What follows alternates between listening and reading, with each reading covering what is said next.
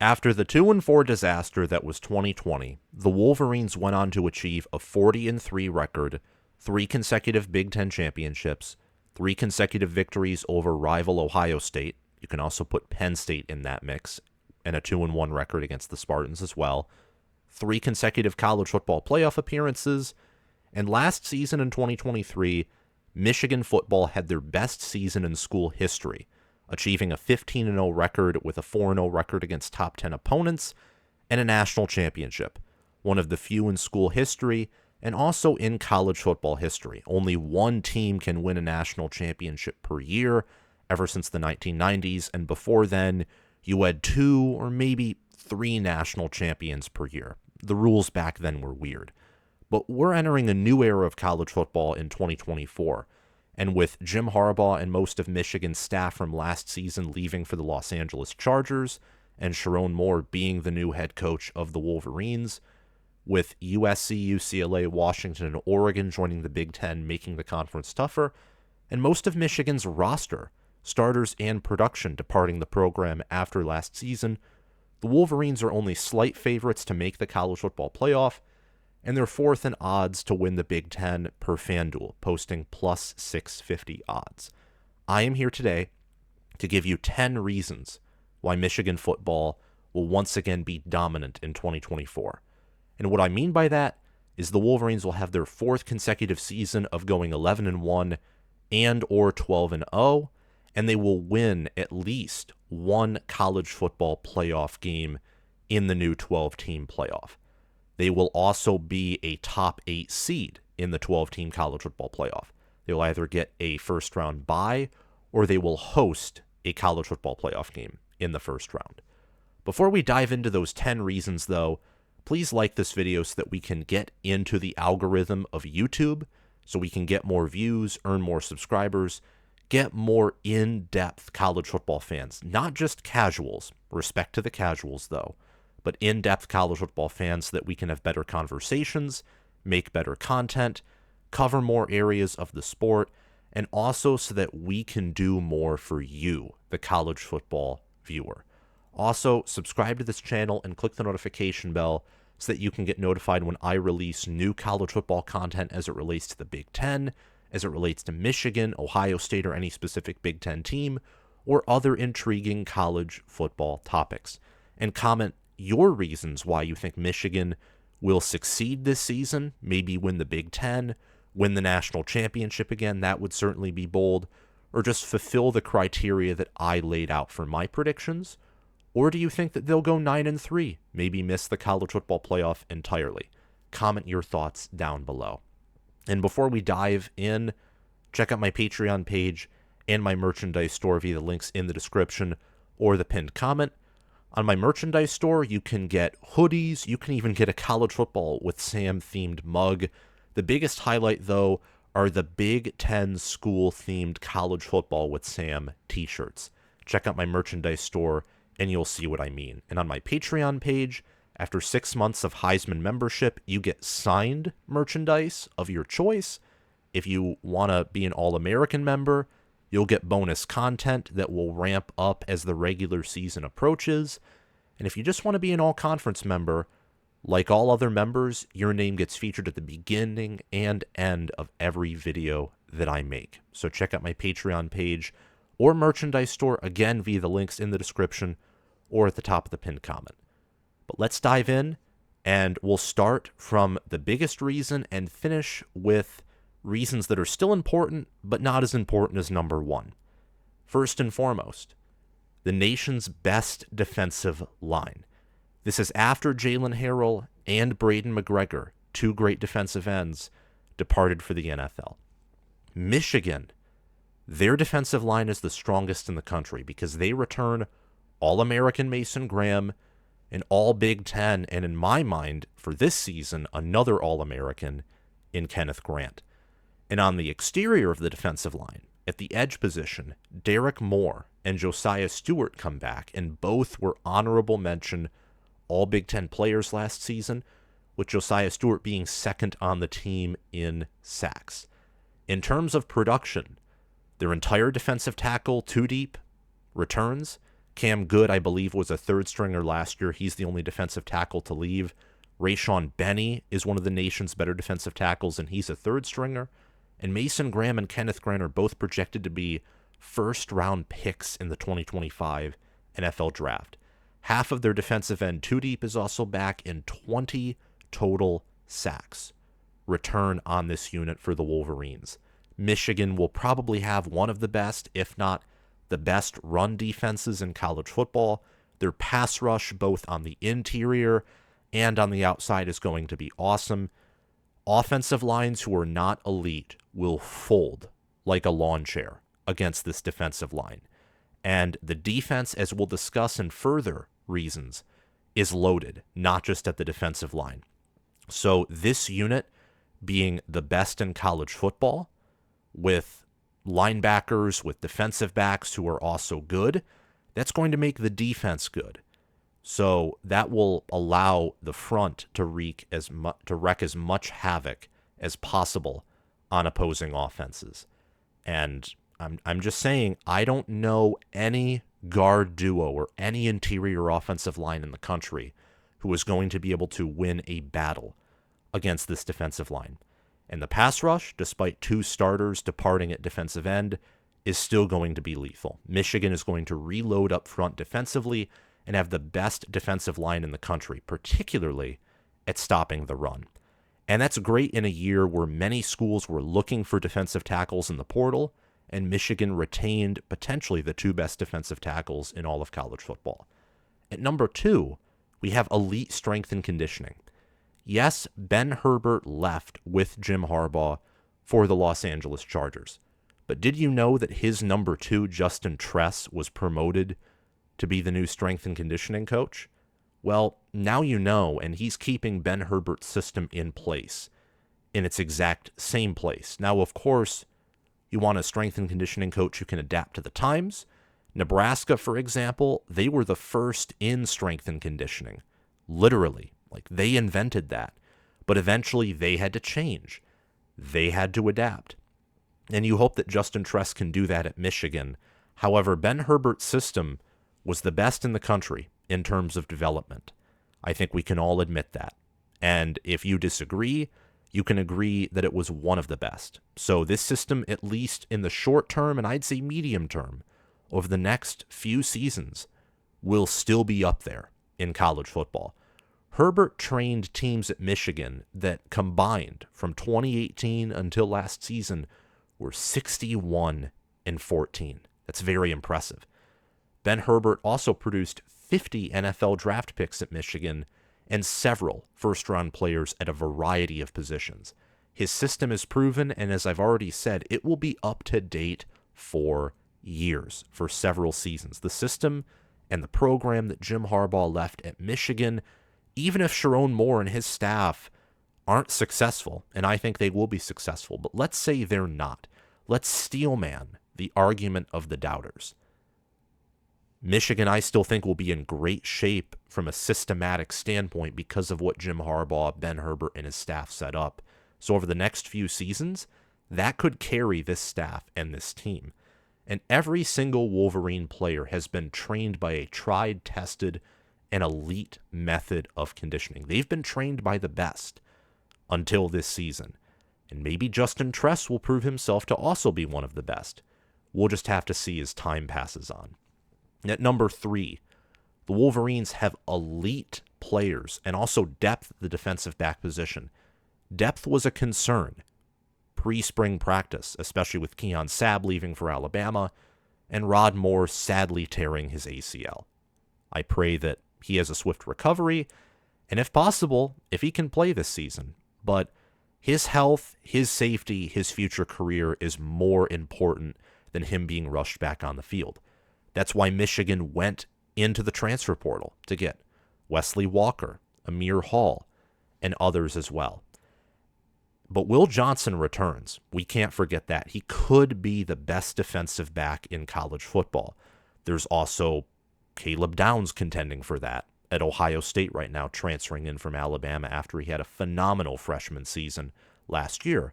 There's Malachi Starks, and there are other players too that could contend for that. But Johnson is one of the best of the best in the defensive back room. And 2 veteran safeties in Quentin Johnson and Makari Page return for the Wolverines as well. Along with Page, McBurrows, and Johnson likely stepping up, Michigan added 4 transfer defensive backs. And factoring in the transfers into returning production, if they transferred from the FCS, they did what Bill Connolly did, where I halved their statistics. That's why you see a half of an interception, even though that's not possible. Michigan returns 25 passes defended, 12.5 interceptions, and 2.5 forced fumbles in the secondary. Michigan in total last year had about 50 passes defended, 18 interceptions, and more than double the forced fumbles that they have returning entering this season.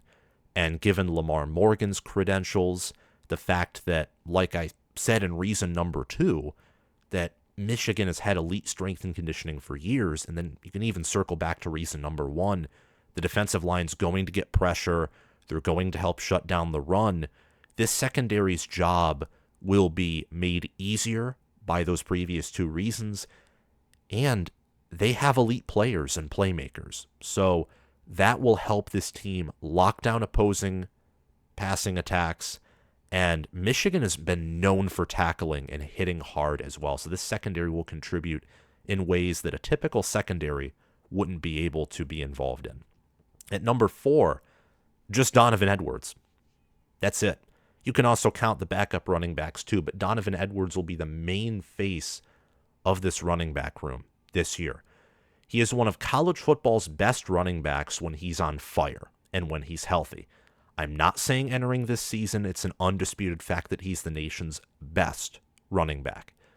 Due to some of his struggles last year and some of his inconsistencies when the offensive line wasn't functioning at full capacity in 2022, I can see an argument that several running backs nationally, even several running backs in the Big Ten, are better than he is. That's an argument that I can't really fight. In the same way, you can't necessarily fight my argument that he is one of the best college football running backs and one of the best, if not the best, in the Big Ten. The question is, and it's a big one, can he be consistently elite? Can he combine the fire, the cuts, the correct reads that he had in 2022 with a bigger and more powerful frame and more experience that he had last year, and also what he has this season? Kalel Mullings and Benjamin Hall will be Edwards' primary backups, and also Tavier Dunlap and Cole Cabana should see some minor action too, especially in games against Fresno State and Arkansas State, for example, against smaller teams or in garbage time. Donovan Edwards in his career has 1,662 rushing yards and 15 touchdowns. If the offensive line is great, and so is he, the run game will be epic. But even more importantly than that, with his ability, his bigger frame, and also the fact that he's a pass catcher, even if this is Michigan's worst offensive line by a mile compared to the previous 3 seasons, so it's far worse than 21, 22, and 23, he could still have a great year given his skill sets and given his talent. So that's why he's this high on the list, because I'm high on Edwards. I think that Tony Alford is going to help him become an even better running back with his elite track record of development, and I'm very excited to see what Donovan Edwards can do for the Wolverines this year, and I think he is going to be hard to stop and very painful for opposing defensive coordinators and defensive players. At number 5, speaking of the offensive line, does this unit reload, despite the fact that they lost 6 players? Well, reloading is a strong word, but let's say they reinforce. Not with the same amount of veterans, not with the same amount of ceiling. I do tend to think that this offensive line, on an average basis, will be similar to last year's in the regular season, with a lower ceiling, potentially the worst over the past 4 seasons, if we count the 2024 season in that bunch. So avoiding the disaster that was 2020. But watching the spring game, which you can't take much away from the spring game, but I think in the trenches, if they allow players to be physical, I think you can take away that aspect away from spring games, because it's blocking, it's pushing, it's strength. Scheme is involved there, of course, but you just get to see raw power against power still. And Michigan's trenches, the defensive line being the best in the country, the offensive line held up well against them. And given that there are experienced players returning who've learned under the best, I think that this offensive line is being undervalued entering this coming season. Miles Hinton is the only proven player who's returning in the sense that he has starts, he has a high rating from Pro Football Focus, and his ceiling is insane. But still, this offensive line will be better than most think, and that's because, one, Sherrone Moore has had sole authority over this O-line until this season, from 2021 up until now. So all the players who are starting, who are experienced, have mostly or solely been trained by Sherrone Moore, one of the best offensive line minds and coaches in the country. And many of these players also have experience. Look at Greg Crippen, Giovanni El-Hadi. They've had several snaps over not just last year, but the previous 2 seasons. Overall, per Pro Football Focus, just from last year, they return 1,386 snaps, with an average rating of a 62.9 per snap, which means the average snap and performance of that snap was just above average in college football, which is good. But I think they're going to exceed that rating, and I think Grant Newsome will do a good job on the offensive line. This unit, it won't reload, but it will reinforce, and I'm going to go bold and say that they'll be better at run blocking, specifically at creating explosive run plays compared to last year's team. In regards to pass block, there are some questions with Gentry and even Hinton, and I'm curious to see how Greg Crippen and the interior of that offensive line does as well. But I'm more so trending toward optimism rather than pessimism. At number 6, Michigan's running the same defensive scheme that they have executed over the previous 3 seasons. And with the defense returning far more production than the offense, that's something that you gotta like. Wink Martindale is the architect of Michigan's current 4-2-5 defense. Except I think his defense will be more aggressive given that he was blitz happy in the NFL, which I think contributed to some of his failures. His defenses with the Ravens slowly regressed, and he wasn't exactly a success with the Giants, but then again, who is? I mean, the Lions have been terrible for all of my lifetime except for last year and maybe the year before, or maybe some mirage seasons under Jim Caldwell. The Giants in recent memory have just been a clown car. But Martindale is still a great defensive coordinator, and seeing that this is his scheme, it's built to run his defense, and he has elite players, I think he'll be at home. I was very critical of his hiring, and Michigan fans know that who watch this channel. It's not because I think he's terrible or bad or average. I think he's good. In fact, I think he's great, maybe even near elite. I wanted an elite defensive coordinator, though, one of the top 5 coordinators in the country. And I hope that Martindale proves me wrong, and he ends up being a top 5 defensive coordinator in college football. But again, we'll have to wait and see. Per S&P Plus, 2023 Michigan had the second best defenses of the 2000s, only behind Alabama's legendary 2011 defense. In fact, that means per Bill Connolly's S&P Plus metric, which is objective, based on data, relative performance, Michigan's defense was more successful than 2021 or 2022 Georgia's, even 2016 or 17 Alabama's, defenses that had a far higher blue chip ratio.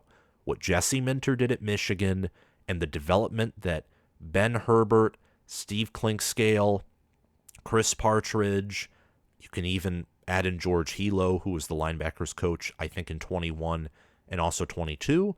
And on the defensive line, Mike Elston, they did a phenomenal job. I love Lou Esposito. I have more questions about Brian Jean-Marie and Lamar Morgan compared to Esposito, but those hires are still good, and they have a veteran defensive mind. So this defense will be one of the best, potentially the number 1 defense in college football, though Ohio State with greater returning production and I think a more proven college coordinator in Jim Knowles certainly has something to say about that. At number 7, speaking again of Ohio State, the Urban Meyer to Ryan Day theory. That's what I'm naming this. The theory is that elite head coaches set up their successors well because they build a good system. And when they hire from within, if they're truly elite head coaches, when they leave, They're still innovative. They're still training their staff and players well, that they will produce a good head coach, at least one from their staff. Saban produced multiple great head coaches, or at least good head coaches.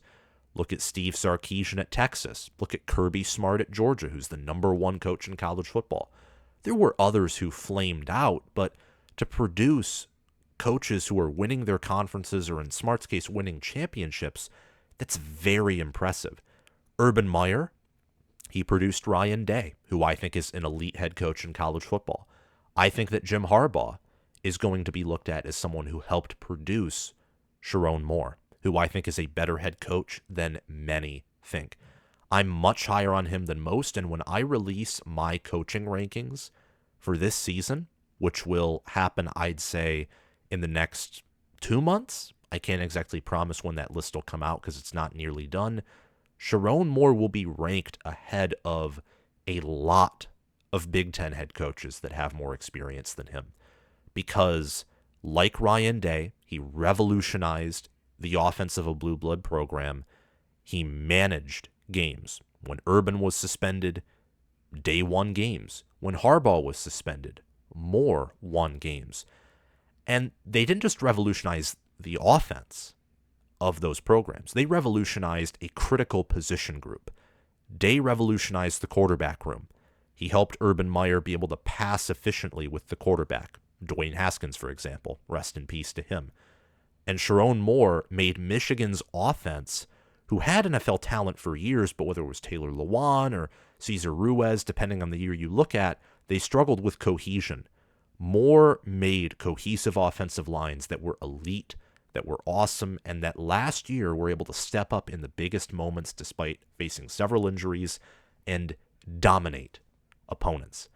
This is a premature and bold prediction, which is why it's at number 7 and not number 1. But I think Moore will be similar today in that regard, that he will retain an elite program. I don't know if he'll upgrade it or not. We'll have to see how recruiting goes. We'll have to see how the following seasons go. I think Day has upgraded the program compared to Urban Meyer. I wouldn't be shocked if Moore did that, given how Jim Harbaugh certainly, I think, placed limitations on his own program. He has little head coaching experience, but he transformed Michigan's offensive line and offense. And last season, he proved that I think he's a wise game manager in the making. So he's a tactician, he can develop, and he can also recruit. He's recruited well on the offensive line. Those are like the 3 things that you want in a head coach. I think Moore is showing signs of all of them. Number 8, we have underrated linebackers. Ernst Hausmann and Jayshon Barham are proven Big Ten linebackers. And Hausmann, given his time at Nebraska in 2022 and Michigan last year, he has a very high ceiling. Physical, athletic player, and Barham was a freshman All-American in 2022. So they still have some youth to them. They could come back in 2024 depending on what they want to do. And Hausmann also played in all 15 of Michigan's games last season. So a key contributor, someone who knows what it's like to be on an elite defense. The linebacker, as Jason Hewlett said in my interview with him, linebacker's the quarterback of the defense. There you have to be smart at linebacker to successfully command the defense, to be the computer of the defense, to read signals, to call out signals. I've never played college football, but you can tell that with linebacker, quarterback, you command your respective units. So Hausmann's going to have to step up this season, but given his experience, the fact that Michigan really wanted him, how he shined at Nebraska, and Barham, a great player and one of Maryland's better defensive players, is transferring in, I'm optimistic about this linebacker room, much like I am, for example, about Ohio State's linebacker room. They lost 2 of their starters, but these great programs with great defenses or great offenses, when you are great or elite on one side of the ball and you lose production, sometimes returning production while being a good indicator can at times be almost voided. I mean, look at Alabama, look at Georgia, look at Ohio State. Those 3 programs have often, time and time again, voided returning production, or while you see that they've regressed, they're still competing for national championships. And maybe even with a worse power-ranked team, they go on to achieve greater things than the prior season. Maybe that's the case with Michigan at linebacker. It'll be challenging, but we'll have to see. In terms of production, they return 83 total tackles, 3 sacks, a pass defended in the linebacker room. And they're deep there as well with several 4-stars ready to step up. At number 9, we have the tight end room. This maybe in retrospect should have been put ahead of the linebackers because you have Colston Loveland, who should be the best tight end in the country, returning. But in my mind, with the loss of A.J. Barner and also the understandable questions with the passing game period and the lack of returning production on offense, I could see the tight end room, if the offense plays to its floor, even with great players, it would not be used as much, because in order to use your star wide receivers, your star tight ends, your quarterback has to be at least good or above average or serviceable in the passing department. And Ohio State fans can tell you about that. Penn State fans can tell you about that last year when they had Aller and McCord and McCarthy, despite not having the same group of receivers that Ohio State did and having similar tight ends and only not slightly better, but not too superior receivers to Penn State's, had a much more efficient passing offense. Colston Loveland was one of the best tight ends in college football last year. He's the only returning offensive starter from 2023. He's an All-American in my mind, and Bredesen, Klein, Tonili, and Marshall could step up big this year in service of him, whether in the blocking role, especially the receiving role. Michigan is just in need of receivers, and them accepting Amori and Walker back to Michigan this time as a receiver showed the desperation that Michigan has for that receiver position. I love CJ Charleston, but the wide receiver room is not on this list, and very understandably so. Michigan tight ends returned several contributors, the biggest one being Colston Loveland, and they returned 676 receiving yards, 4 receiving touchdowns, most of that being to Loveland, but Bredesen was a great contributor in blocking, and Klein had limited playing time last year, and Tonili and Marshall redshirted. So this room, I think, is ready to surprise some people this season, and I'm excited to see that happen. At number 10, we have epic special teams. J.B. Brown is the new special teams coordinator. He's been an analyst and assistant in regards to special teams over the previous few seasons with the Wolverines. Given his history and his current players, this group I think is very impressive. You have Tommy Doman at punter, Samaj Morgan at return specialist, and incoming transfer kicker Dominic Zavada, who's a weapon. He's hit multiple 50-yard field goals. He's made 85% of his field goal attempts. Doman averaged 44.3 yards per punt last year. In terms of net punting, he was 4th in the Big Ten. He comes back. And Samaj Morgan, as shown against Iowa in that Big Ten championship game, Iowa's a lead at special teams. He still got through, and if he just had more gas in the tank, and that comes with age, that comes with conditioning, that comes with learning and experience, that would have been a touchdown. And thankfully, Michigan's offense was able to convert that elite special teams play into a touchdown. This room has high ceiling performance, and with the incoming kicker in Zvada, I think Michigan's special teams in the kicking department will probably be like last year, with James Turner coming in for Michigan and doing very well there. I do think that at the return specialist position, obviously you want less punts to be muffed. I think that will be cleaned up, as Michigan was one of the worst teams in the country in that area last season, and Tommy Doman, with another year of experience, should get better as well. And finally, at number 11, this is a bonus one, and this is a bonus one because Alex Orji has a lot to prove this year, and I don't even have him as an all Big Ten player for the honorable mention section. I don't have him there. He's a player with raw, untested talent. However, I believe he fits the structure of this offense well. Why is that? Well, the offensive line, given what we know about their training and some of their experience, with tight end Colston Loveland returning, with Donovan Edwards in the running back room still deep, and a defense that will give the offense multiple drives and multiple opportunities. So Michigan's offense won't have to engage in shootouts every week. And the O-line, again, is still deep. With his running capability, I think that his skill set fits this offense perfectly. Running back, O-line, and tight end provide security, and him utilizing his scrambling abilities and having available checkdowns, like at tight end, for example, or Edwards out of the backfield, or maybe C.J. Charleston and Samaj Morgan and Frederick Moore at wide receiver. Again, this will not be nearly the same passing offense as last year. This will probably be a similar level of passing offense compared to the 2021 unit, if not worse, which, quite frankly, isn't even close to great. It's above average or average, maybe below average or even bad, is what we'll see. But his running capability, he's Michigan's best scrambling quarterback that we've seen in the past 3 seasons, 40-3 run. And with Edwards coming back, the offensive line, I think, being much more proven and highly capable than people believe, and still having a reliable receiver at tight end, maybe even at running back, and a wide receiver or two, one of them will likely break out. This offense can have checkdowns, they can keep the defense honest with passing, but they can ground and pound. And I think if he maximizes his athleticism, this team will be elite. But that's a big if, though, so I'm not going with that. What I'm going with is rather, if he's just above average, this offense will have one of the best rushing attacks or most reliable rushing attacks in college football, and their passing offense will still be serviceable.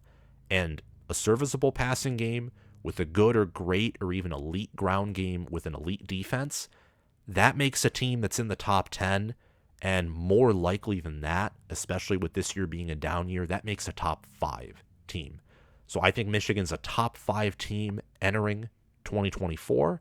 They'll win 11 or more regular season games, and they will win 1, potentially more, college football playoff games. Thank you all so much for watching this video. Remember to hit that like button, subscribe to the channel, click the notification bell, and comment your thoughts down below. Thanks to Crash2488 for sponsoring this video, along with Brasco Rascal as Heisman members. Thanks to Chris Lane and Connor Little OH for sponsoring this video and channel as All-American members. And thanks to John Lynn, Roaming Gnome, Matthew Sale, Austin Christmas, and Janisha Cockrell for sponsoring this video and channel as all conference members.